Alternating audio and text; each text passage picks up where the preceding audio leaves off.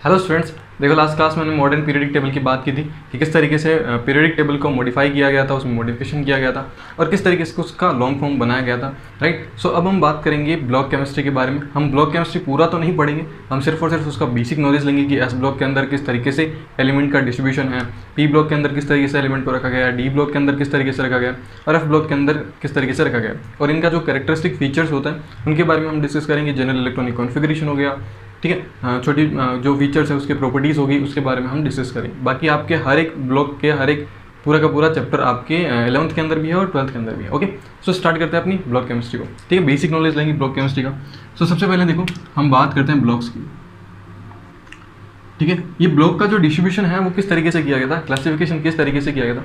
एक चीज़ आती है कि जो एलिमेंट्स होते हैं, ठीक है, जो एटम्स होते हैं उनका जो लास्ट इलेक्ट्रॉन होता है, ठीक है, जो लास्ट इलेक्ट्रॉन जिस सब शेल के अंदर एंटर करता है उसको उस हिसाब से उसका ब्लॉक डिसाइड किया गया था।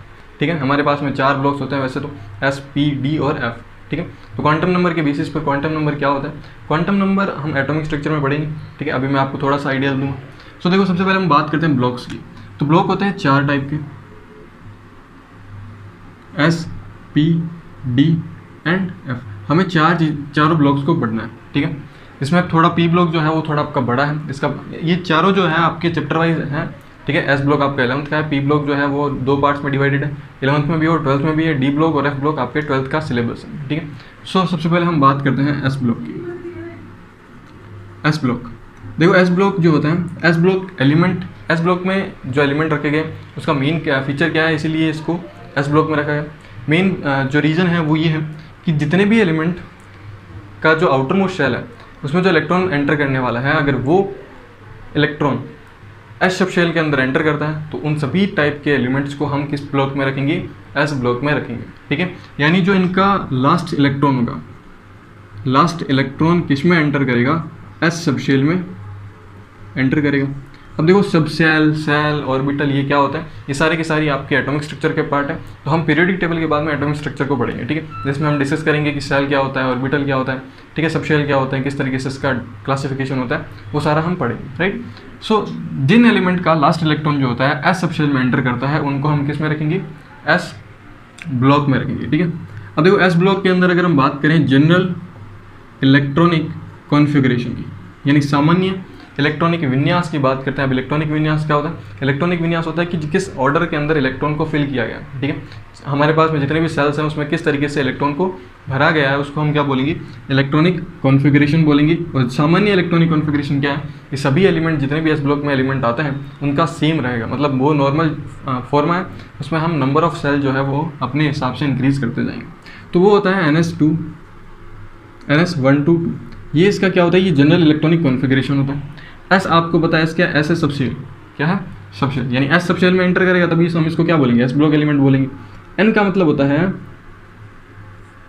Principal quantum number. ठीक है, या फिर हम हिंदी में बोलें इसको तो इसको हम क्या बोलेंगे, मुख्य क्वांटम संख्या बोलते हैं, जो कि एटॉमिक स्ट्रक्चर का पार्ट है। ठीक है, पूरा का पूरा क्वांटम नंबर है जिसको हम स्टडी करेंगे कि किस तरीके से एन एम एल है ना, इस तरीके से। तो एन को क्या बोलते हैं हम, प्रिंसिपल क्वांटम नंबर बोलते हैं। ये डिसाइड करेगा नंबर ऑफ सेल की कौन सा सेल है ना, फर्स्ट है, सेकेंड है, थर्ड है, फोर्थ, फिफ्थ, सिक्स, इस तरीके से। ठीक है, सो अगर हम एस ब्लॉक की बात करें तो एस ब्लॉक की पोजिशन की बात करते हैं। ठीक है, इसमें अगर हम बात करें पीरियड की तो एस ब्लॉक कौन कौन से पीरियड से बिलोंग करता है। एस ब्लॉक स्टार्ट होता है फर्स्ट पीरियड से लेकर के 7th पीरियड तक। ठीक है, फर्स्ट पीरियड से लेकर के 7th पीरियड तक चलता है, जैसे कि मैंने आपको लास्ट क्लास में बताया था।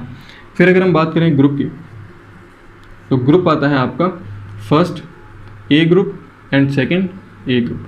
ठीक है, 2 ग्रुप्स होते हैं, यानी फर्स्ट एंड सेकेंड ग्रुप जो होता है इसको आप ऐसे भी लिख सकते हो 1 एंड सेकेंड ग्रुप।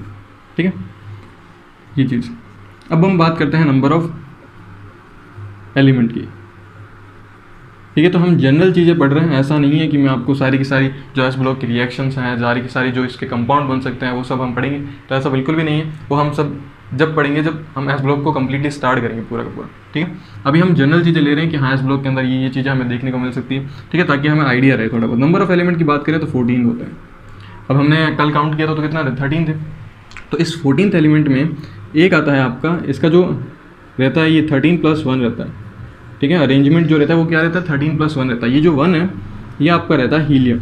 ठीक है, अब हीलियम जो होता है वो क्या होता है, इनर्ट गैस है, बट इसका जब आप इलेक्ट्रॉनिक कॉन्फ़िगरेशन देखते हो तो इसमें जो लास्ट इलेक्ट्रॉन होता है वो किस शेल के अंदर एंटर करेगा, किस सब शेल में एंटर करता है, एस में करता है, ठीक है। तो इसीलिए हम इसको एस ब्लॉक में काउंट करते हैं, बट ये इनर्ट गैस है इसलिए हमने पी ब्लॉक में इसको काउंट कर रखा है। बट इसका लास्ट इलेक्ट्रॉन जो है वो किस शेल के अंदर, किस सब शेल के अंदर एंटर करता है, एस सब शेल के अंदर एंटर करता है, इसलिए 14th एलिमेंट होता है, 14 एलिमेंट होता है एस ब्लॉक के अंदर। फिर ये 13 को ओवर अगर हम आगे डिस्ट्रीब्यूट करें तो इसमें 3 चीज़ें आती हैं। इसमें आता है एक तो हाइड्रोजन, ठीक है, एक आता है हाइड्रोजन, 2 चीज़ें मान लेते हैं, एक आता है हाइड्रोजन प्लस 12 इलेक्ट्रॉन अलग रहता है। ये हाइड्रोजन जो होता है आपको पता है नॉन मेटल होता है, ठीक है, हम मेटल और नॉन मेटल के बेसिस पर डिस्ट्रीब्यूशन कर रहे हैं, क्लासिफिकेशन कर रहे हैं। और ये 12 जो होते हैं ये क्या होते हैं, मेटल्स होते हैं।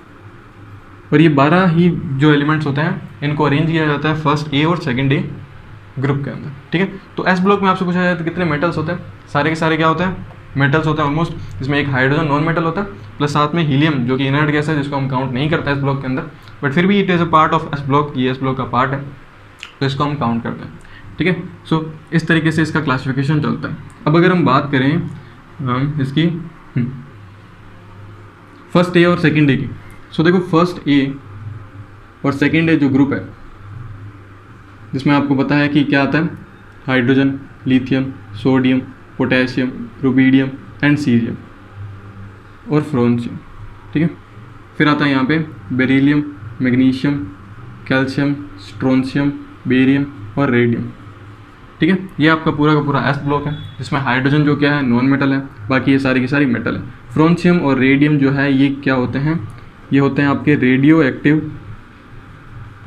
रेडियो एक्टिव सब्सटेंस या रेडियो एक्टिव एलिमेंट भी बोल सकते हो। रेडियो एक्टिव एलिमेंट क्या होता है, रेडियो एक्टिव एलिमेंट वो एलिमेंट्स होते हैं जो कि हमेशा रेडिएशन को एमिट करते हैं और उनके रेडिएशन के एमिट होने के कारण उनकी डीके होना स्टार्ट हो जाती है। जैसे फॉर एग्जांपल ये मार्कर है, ठीक है, अगर ये मार्कर रेडिएशन एमिट करना स्टार्ट कर दे, ये रेडियो एक्टिव हो, ठीक है, तो एक सर्टेन टाइम के बाद इसका जो मास होगा वो धीरे धीरे कम होता जाएगा, ठीक है। जैसे फॉर एग्जांपल ये आपके पास में एक सब्सटेंस है, ये लगातार रेडिएशन को एमिट करता है, एनर्जी को एमिट करता है, ठीक है। तो एक सर्टेन टाइम के बाद जैसे फॉर एग्जांपल 50 साल के बाद, ठीक है, इसका जो मास होगा वो कम हो जाएगा, ठीक है, तो डीके होना स्टार्ट हो जाता है इस तरीके से। तो ये होते हैं रेडियो एक्टिव सब्सटेंस है जो कि रेडिएशन को एमिट करते रहते हैं, जो कि हम पढ़ेंगे रेडियो एक्टिविटी के चैप्टर के अंदर, ठीक है। फिर अगर हम बात करें यहाँ पे देखो सोडियम और पोटेशियम है, ठीक। सोडियम और पोटेशियम को हम क्या बोलते हैं, हम बोलते हैं सॉफ्ट मेटल, ठीक है। सोडियम और potassium are known as soft metal. इनको सॉफ्ट मेटल इसलिए बोला जाता है क्योंकि इनका जो मेटेलिक बॉन्ड स्ट्रेंथ होता है, जो धात्विक बंध सामर्थ्य होता है वो बहुत ही कम होता है, जिसके कारण हम इनको ईजिली चाकू से इसको काट सकते हैं। बाकी जितने भी मेटल्स होते हैं आप लोगों ने पढ़ा होगा, मेटल जो होते हैं वो सॉलिड होते हैं, ठीक है, बहुत ही हार्ड होते हैं जिनको हम इजीली कट नहीं कर सकते। बट सोडियम और पोटेशियम इनके इस लाइन का एक्सेप्शन है कि ये बहुत ही सॉफ्ट होते हैं और इसको हम इजीली काट सकते हैं। क्यों काट सकते हैं, क्योंकि इनका जो मेटेलिक बॉन्ड स्ट्रेंथ होती है, जो धात्विक बंध सामर्थ्य होता है वो क्या होता है, कम होता है, ठीक है, जिस कारण से हम इसको इजीली काट सकते हैं, इसीलिए इनको हम क्या बोलते हैं, सॉफ्ट मेटल बोलते हैं। प्लस साथ में अगर हम एक और बात करें कि ये दोनों जो होते हैं ये रिएक्टिव होते हैं, ठीक है, ये बहुत ज़्यादा रिएक्टिव होते हैं, ठीक है। सोडियम और potassium are highly reactive element in s block. S block में सबसे ज़्यादा जो रिएक्टिव एलिमेंट्स होते हैं वो कौन से हैं, एक सोडियम है और एक आपका पोटेशियम है, ठीक है। इसीलिए हम इसको स्टोर करते हैं किसके अंदर, केरोसिन के अंदर स्टोर करते हैं। अगर हम इसको खुला छोड़ देते हैं बिना किसी ऑयल की कोटिंग के तो ये एनवायरमेंटल ऑक्सीजन के साथ रिएक्शन कर लेते हैं, एनवायरमेंटल वाटर के साथ रिएक्शन करते हैं और एक एक्सप्लोजन क्रिएट करते हैं, ठीक है। इसीलिए हम इसको खुला नहीं छोड़ते, इसके ऊपर ऑयल की कोटिंग लगा के रखते हैं। जब भी हमें इसको यूज़ लेना होता है तो हम इसको ऑयल की कोटिंग को हटाते हैं, फिर उसको उसके साथ जिस भी कंपाउंड के साथ रिएक्शन करवानी हो उसके साथ हम क्या करवा देते हैं, रिएक्शन करवा देते हैं। अब देखो जो फर्स्ट ए है इसको हम बोलते हैं एल्कली मेटल, क्या बोलते हैं, एल्कली मेटल। और जो सेकंड है इसको हम बोलते हैं एल्कलाइन अर्थ मेटल, ठीक है। अब देखो एल्कली मेटल्स क्या होते हैं, एल्कली मेटल्स वो होते हैं जो कि वाटर के अंदर डिजोल्व हो जाते हैं। क्या हो जाता है, वाटर के अंदर डिजोल्व हो जाते हैं। जैसे for example NaOH, CSOH, RbOH, ठीक है, KOH, इस तरीके से। अगर मान लो आपने CS को वाटर के साथ डाला तो ये वाटर के साथ डिजोल्व हो जाएगा, सोडियम को डाला तो ये वाटर के साथ डिजोल्व हो जाएगा, बट वो एक्सप्लोजिव रिएक्शन के साथ में देगा, ठीक है। तो इस तरीके से इनको हम बोलते हैं एल्कली मेटल्स, ठीक है।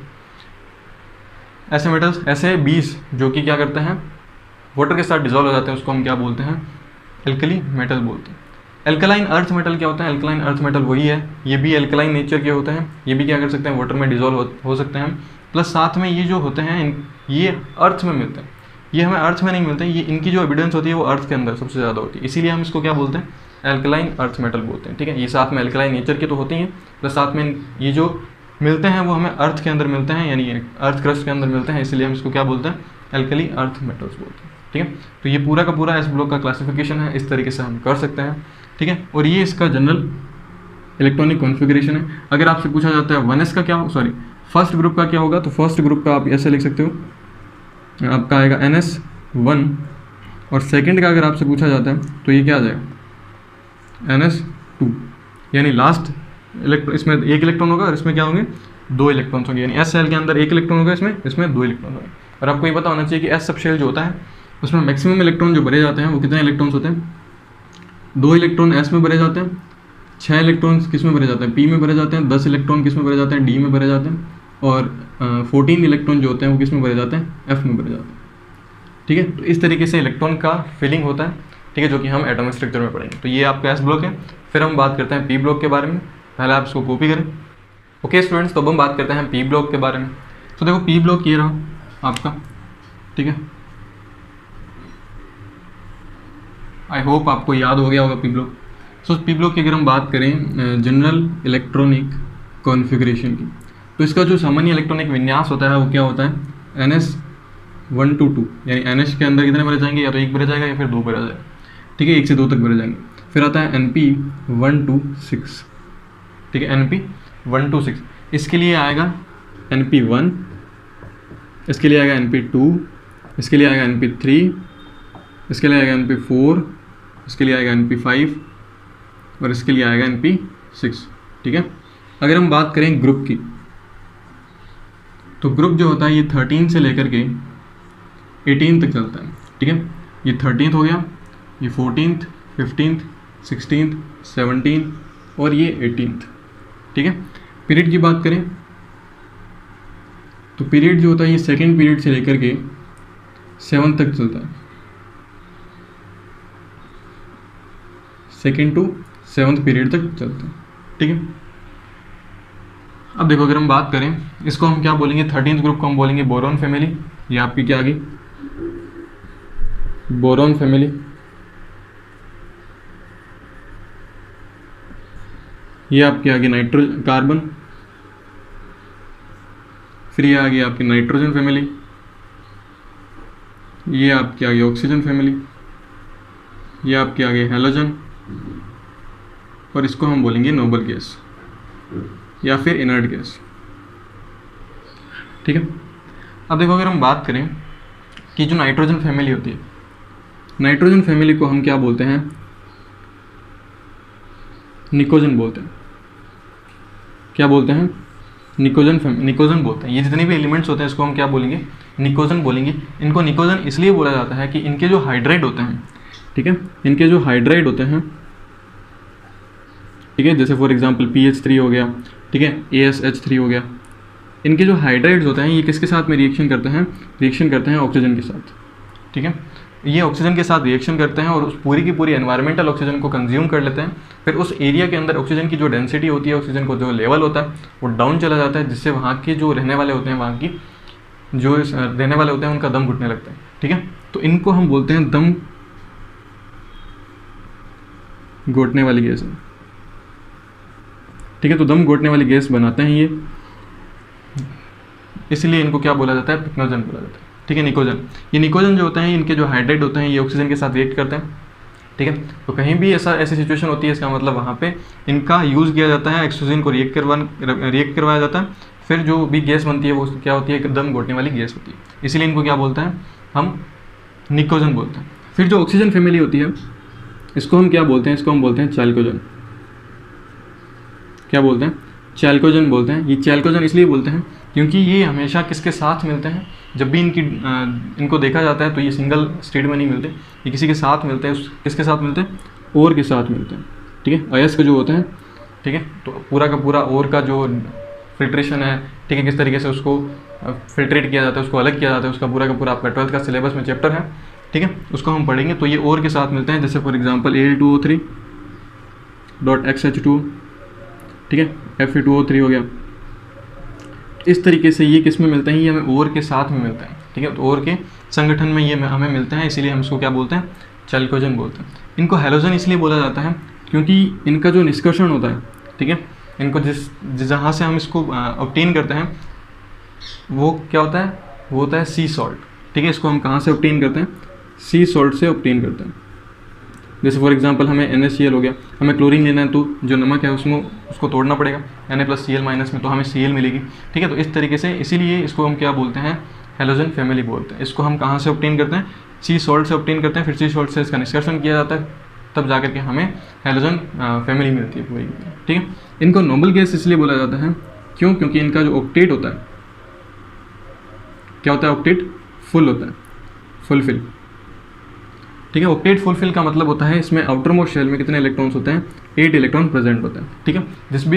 जिस भी एलिमेंट के आउटर मोस्ट शेल के अंदर 8 इलेक्ट्रॉन होते हैं तो उसका जो ऑक्टेट होता है वो फिल होता है, फिर उसके बाद में वो आगे रिएक्शन नहीं करता है किसी भी दूसरे एटम के साथ, ठीक है। तो इसीलिए इसको हम क्या बोलते हैं, नोबल गैसेस बोलते हैं। ये हाईली अनरिएक्टिव एलिमेंट्स होते हैं, ठीक है। ये जितने भी एलिमेंट्स आपको दिख रहे हैं ये हाईली क्या होता है, अनरिएक्टिव एलिमेंट्स होते हैं, ठीक है। अब हम बात करें मेटल, नॉन मेटल और मेटलॉइड की डिस्ट्रीब्यूशन की, तो इसमें देखो जो भी मैंने सर्कल बना रखा है, ठीक है, ये सारे के सारे क्या है, ये सारे के सारे हैं आपके मेटलॉइड, ठीक है, सारे के सारे क्या है, मेटलॉइड्स हैं, ठीक। मेटलॉइड्स के इस साइड वाले जो कि राइट साइड वाले होते हैं, ये सारे के सारे क्या होंगे, ये सारे के सारे नॉन मेटल्स होंगे, ठीक है। मेटलॉइड के राइट साइड में जो भी होंगे वो क्या होंगे, हमेशा मेटल, नॉन मेटल्स होंगे, और मेटलॉइड के लेफ्ट साइड में जो होंगे ये हमेशा क्या होंगे, ये मेटल्स होंगे, ठीक है। इनको हम क्या बोलेंगे, ये मेटल्स हैं, ये नॉन मेटल्स हैं, और इसके बीच में जो है ये मेटलॉइड प्रेजेंट होते हैं, ठीक है। तो इस तरीके से इसमें मेटलॉइड्स भी प्रेजेंट होते हैं, मेटल्स भी प्रेजेंट होते हैं, और क्या होता है, नॉन मेटल्स भी प्रेजेंट होते हैं। इसमें जो स्टेट की जो तीनों स्टेट होते हैं, मैटर की जो तीनों स्टेट होती है, जैसे सॉलिड, लिक्विड और गैस, ये तीनों स्टेट प्रेजेंट होती है। सॉलिड की अगर हम बात करें तो ऐसे फॉर एग्जांपल S8 हो गया आपका, कार्बन डायमंड हो गया, ठीक है। तो ये किस स्टेट में रहता है, हमेशा सॉलिड स्टेट में रहता है, ठीक है। फिर अगर हम बात करें लिक्विड की, तो लिक्विड में ब्रोमीन हो गया आपका, गैलियम हो गया, ठीक है, ये रूम टेम्परेचर पे क्या रहते हैं, लिक्विड स्टेट में रहता है।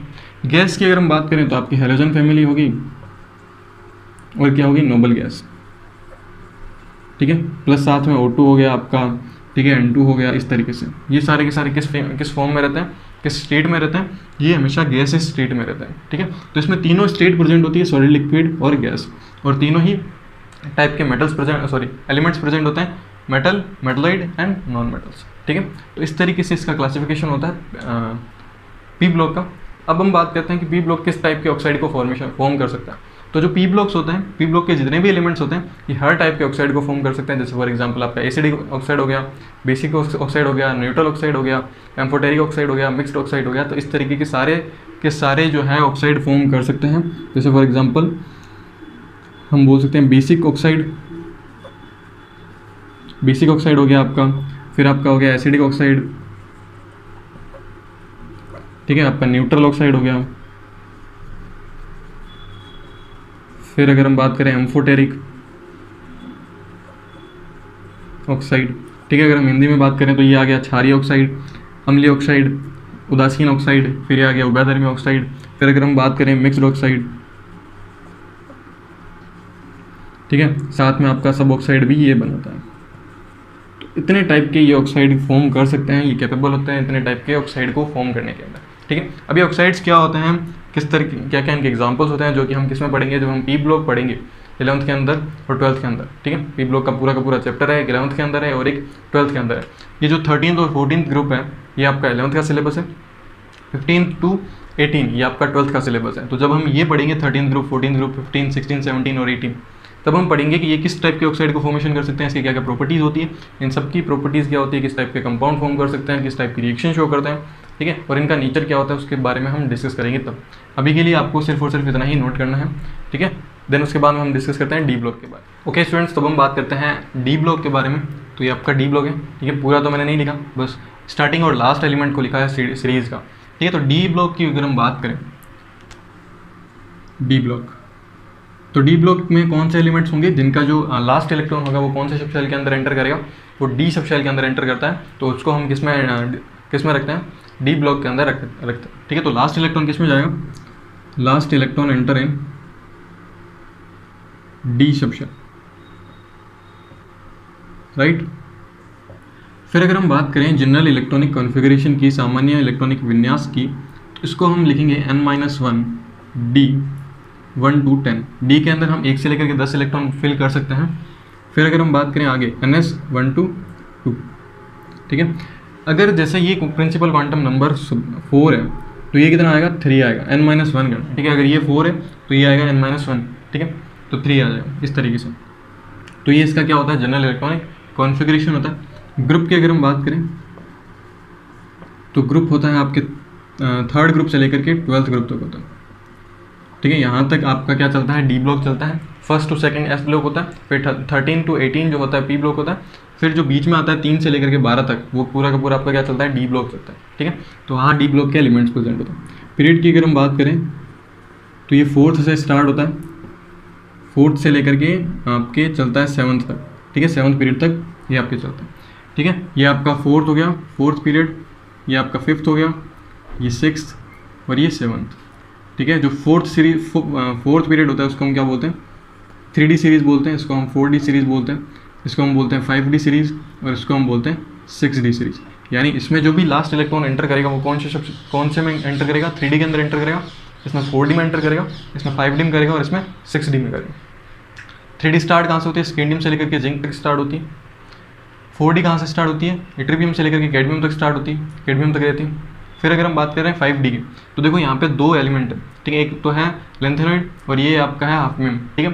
तो जो लेंथेनॉइड और हाफियम के बीच में आपकी निकलेगी वो आपका निकलेगा लेंथेनॉइड सीरीज़। क्या होगी, लेंथेनॉइड सीरीज होगी। यहाँ आपके लेंथेनॉइड सीरीज़ है, ठीक है।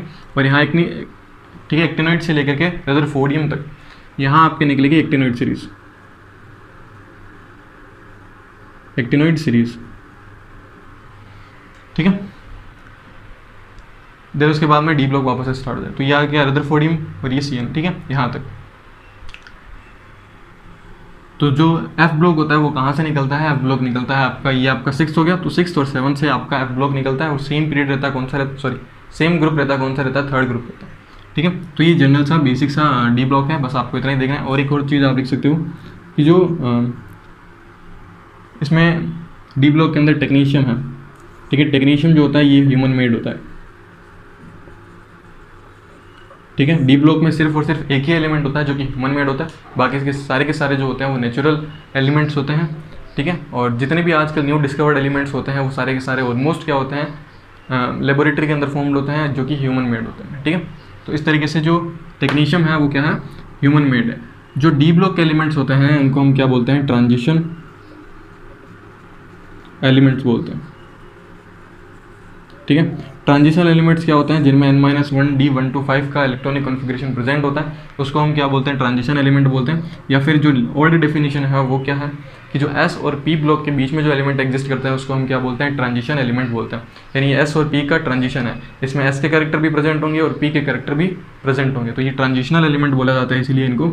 लेकिन जिंक, कैडमियम और मरकरी, इन 3 एलिमेंट्स को छोड़ करके बाकी सभी एलिमेंट जो होते हैं वो क्या कहलाते हैं, ट्रांजिशन एलिमेंट कहलाता है। नंबर ऑफ एलिमेंट की अगर हम बात करें, नंबर ऑफ एलिमेंट, तो नंबर ऑफ एलिमेंट आपके 40 एलिमेंट्स होते हैं, जिसमें से अगर आप 3 एलिमेंट्स निकाल देते हो तो आपके 37 बचते हैं। 3 क्या 4, ये यू भी आएगा ना, ठीक है, जिसको हम CN, ठीक है। सो इनको हम निकाल देंगे, तो आपका 36 जो एलिमेंट्स हैं वो सारे के सारे आपके क्या कहलाएंगे, ट्रांजिशन एलिमेंट्स कहलाते हैं। जबकि 4 एलिमेंट जो होते हैं वो ट्रांजिशन एलिमेंट नहीं कहलाते। क्यों नहीं कहलाते, क्योंकि इसका जो आउटर मोस्ट शेल होता है, आउटर मोस्ट सेल, वो क्या होता है, फुलफिल होता है। यानी जो बाह्यतम कोश होता है वो क्या होता है, पूरा का पूरा भरा हुआ होता है, यानी उसका ऑक्टेट कंप्लीट होता है, इसलिए हम इसको ट्रांजिशन एलिमेंट्स नहीं बोलते हैं, जो कि हाई कम रिएक्टिव होता है, ठीक है, इस तरीके से। सो इनको ट्रांजिशन एलिमेंट भी बोला जाता है। तो ये आपका पूरा का पूरा डी ब्लॉक है। डी ब्लॉक आपके 12th के अंदर भी है, पूरा का पूरा चैप्टर है कि किस तरीके से डी ब्लॉक है, किस तरीके से इसका कंपाउंड का फॉर्मेशन होता है, वो सब चीज़ें हम 12th के अंदर पढ़ेंगे, ठीक है। आप इसको कॉपी करो, फिर हम बात करते हैं एफ ब्लॉक के बारे में। ओके स्टूडेंट्स, तो हम बात करते हैं एफ ब्लॉक के बारे में, लास्ट ब्लॉक बाकी। सो एफ ब्लॉक के अंदर 2 सीरीज़ होती है, एक होती है एक्टिनॉइड सीरीज़ और एक होती है लेंथेनॉइड सीरीज़, ठीक है। लेंथेनॉइड सीरीज़ जो होती है ये होती है, इसको हम बोलते हैं लैंथेनॉइड सीरीज और इसको हम बोलते हैं एक्टिनॉइड सीरीज। ठीक है, ध्यान रखना लैंथेनॉइड जो एलिमेंट है वो आपका डी ब्लॉक का है, एक्टिनॉइड भी डी ब्लॉक का है। ठीक है, जो सीरीज स्टार्ट होती है वो स्टार्ट होती है सीरियम से लेकर और ये होती है थोरियम से लेकर। ठीक है, तो जो एलिमेंट है वो लैंथेनॉइड और एक्टिनॉइड डी ब्लॉक के हैं, जबकि लैंथेनॉइड सीरीज और एक्टिनॉइड सीरीज जो है वो एफ ब्लॉक की सीरीज है। ठीक, सो अगर हम बात करें, ये बहुत ही सिंपल सा छोटा सा जनरल इलेक्ट्रॉनिक कॉन्फ़िगरेशन की अगर हम बात करें तो इसका जनरल इलेक्ट्रॉनिक कॉन्फ़िगरेशन आता है n-2 f1 to 14, यानी f के अंदर आप कितने भर सकते हो, 14 इलेक्ट्रॉन भर सकते हो। फिर आता है n-1 d1 to 0, ठीक है, फिर 1 to 10, फिर आता है आपका ns2, ठीक है, या 1 to 2। तो इस तरीके का इसका क्या रहता है, जनरल इलेक्ट्रॉनिक कॉन्फ़िगरेशन रहता है। फिर अगर हम बात करें नंबर ऑफ़ एलिमेंट की, तो इसमें टोटल 28 एलिमेंट्स होते हैं, जिसको हम दो पार्ट्स में डिवाइड करते हैं, 14 + 14। ठीक है, दो सीरीज़ होती है, एक होती है आपकी एक्टिनॉइड सीरीज़ और एक होती है आपकी लैंथेनॉइड सीरीज़। ठीक है, लैंथेनॉइड में भी 14 एलिमेंट्स होते हैं, एक्टिनॉइड में भी क्या होते हैं, 14 एलिमेंट्स होते हैं। ठीक है, जो लैंथेनॉइड सीरीज़ होती है ये सारी की सारी क्या होती है, नेचुरल होती है। ये सारे के सारे नेचुरल एलिमेंट्स होते हैं, बट इसमें एक एक्सेप्शन है। एक्सेप्शन क्या है, प्रोमीथियम। ठीक है, जिसको हम क्या लिखेंगे, PM लिखेंगे। तो जो प्रोमीथियम एलिमेंट है ये क्या है, ये ह्यूमन मेड। ठीक है, लैंथेनॉइड के अंदर सिर्फ और सिर्फ प्रोमीथियम जो है वो जो एक्सेप्शनल है, ये क्या है, ह्यूमन मेड, राइट। फिर अगर हम इसकी बात करें एक्टिनॉइड की,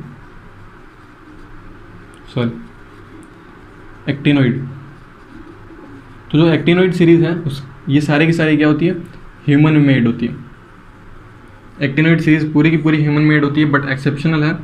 स्टार्टिंग के जो 3 एलिमेंट्स होते हैं, थोरियम, पोलोनियम एंड यूरेनियम, ये तीनों के तीनों जो एलिमेंट्स होते हैं ये नेचुरल एलिमेंट्स होते हैं। ठीक है, और प्लस साथ में इसके बाद में, यानी यूरेनियम के बाद में एक होती है ट्रांस यूरेनिक एलिमेंट। क्या होता है, ट्रांस यूरेनिक एलिमेंट। तो जो ट्रांस यूरेनिक एलिमेंट्स होते हैं इसको हम क्या बोलते हैं, आफ्टर यूरेनियम, ठीक है, एलिमेंट्स। यानी यूरेनियम के बाद जितने भी एलिमेंट्स आते हैं ये सारे के सारे जो होते हैं ये मेन मेड होते हैं, यानी ह्यूमन मेड होते हैं। ठीक है, आप ऐसा बोल सकते हो। तो जो ट्रांस यूरेनिक एलिमेंट्स होते हैं ये सारे के सारे क्या होते हैं, ह्यूमन मेड एलिमेंट्स होते हैं। यूरेनियम के बाद में जितने भी एलिमेंट्स आते हैं उनको हम क्या बोलेंगे, ट्रांस यूरेनिक एलिमेंट्स बोलेंगे। कई बार आपसे पूछ लिया जाता है, ठीक है, 4 ऑप्शन दे करके कि किसका कौन सा ट्रांस यूरेनिक एलिमेंट है। तो आपको ये चेक करना है कि यूरेनियम के बाद में जितने भी एलिमेंट्स हैं उसको हम क्या बोलेंगे, उसको हम बोलेंगे ट्रांस यूरेनिक एलिमेंट बोलेंगे। ठीक है, और ये यूरेनियम भी और ये सारे के सारे जो होते हैं ये सारे के सारे रेडियो एक्टिव सब्सटेंसेज होते हैं। ठीक है, एक्टिनॉइड सीरीज होती है पूरी की पूरी रेडियो एक्टिव सब्सटेंस होती है, यानी ये रेडिएशन एमिट करते रहते हैं और उनका धीरे धीरे डिके होना स्टार्ट हो जाता है। ठीक है, अलग अलग टाइप की रेडिएशंस एमिट करती है जो कि हम किस में पढ़ेंगे, रेडियो एक्टिविटी वाले चैप्टर में पढ़ेंगे। ठीक है, तो ये बेसिक नॉलेज था ब्लॉक केमिस्ट्री से रिलेटेड। हमने थोड़ा थोड़ा सबका जो जनरल नॉलेज है ब्लॉक्स का वो हमने देखा था। एस ब्लॉक क्या क्या कैरेक्टरिस्टिक्स शो करता है, क्या क्या उसकी चीज़ें होती है, पी ब्लॉक, डी ब्लॉक और एफ ब्लॉक हमने देखा था। ठीक है, अब हम नेक्स्ट क्लास के अंदर हम प्रॉपर्टीज़ के बारे में डिस्कस करेंगे, फिजिकल प्रॉपर्टी, केमिकल प्रॉपर्टी के बारे में डिस्कस करेंगे। देन उसके बाद में आपकी पीरियडिक टेबल खत्म हो जाएगी, फिर हम स्टार्ट करेंगे एटॉमिक स्ट्रक्चर को। ओके, सो मिलता है नेक्स्ट क्लास के अंदर, तब तक के लिए गुड बाय।